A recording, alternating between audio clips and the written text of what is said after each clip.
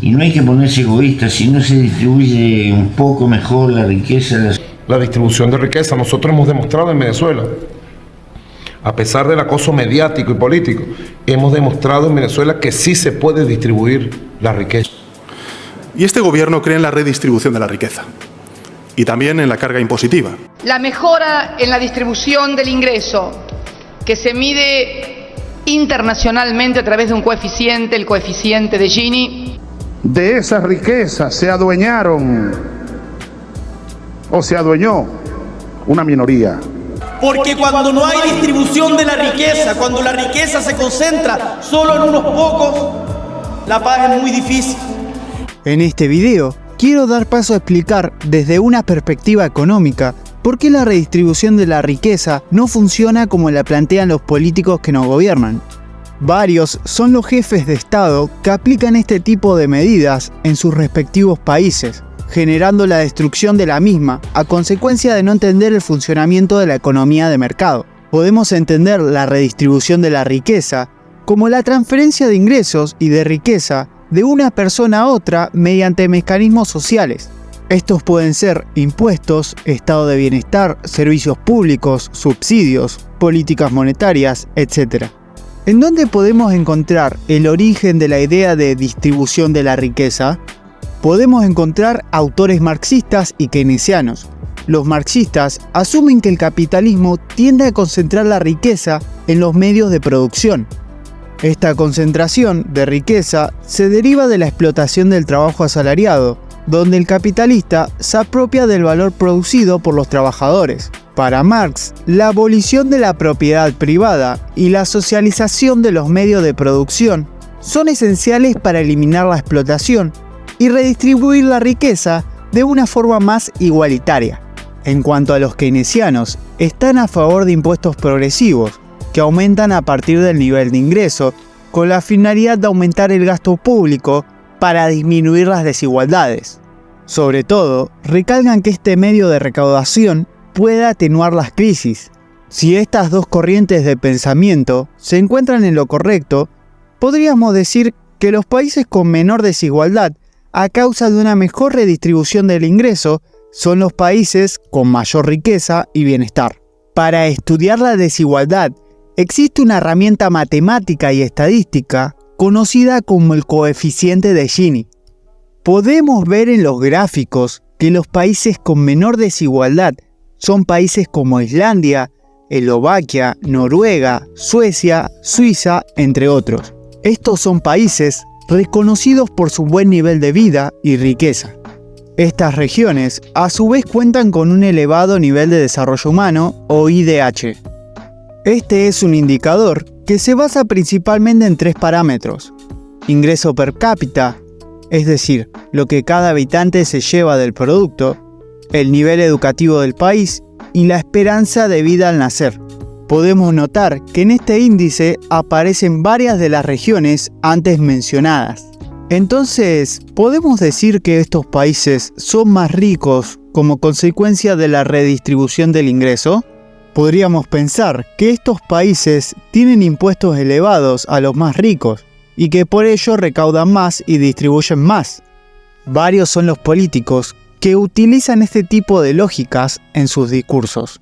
Además, suelen basarse en los datos de presión fiscal, es decir, en el porcentaje de recaudación por impuestos. Pero normalmente estos datos son mal interpretados. En el mapa podemos observar las zonas más rojas, que son las que mayor presión fiscal poseen. Nuevamente, podemos ver que se encuentran los países más ricos del mundo, en su mayoría los países nórdicos. Siguiendo este sendero de pensamientos, podríamos decir que estos países son ricos a causa de tener una buena recaudación y distribución del ingreso. Entonces, ¿le damos la razón a la mayoría de los políticos?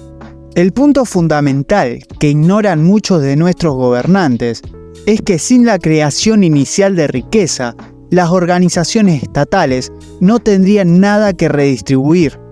En este mundo desarrollado, es fácil olvidar que la pobreza es el estado por defecto de la existencia humana. La riqueza no se encuentra en la naturaleza, debe crearse Y este es precisamente el papel de los negocios y empresarios. Cuanto más profundizamos en esta idea, más claro resulta. Consideremos una humilde lavadora. La damos por sentada en el mundo desarrollado, pero esta máquina ha cambiado la vida de centenares de millones de personas, reduciendo enormemente la cantidad de trabajo manual requerido para el lavado de millones de personas en todo el planeta.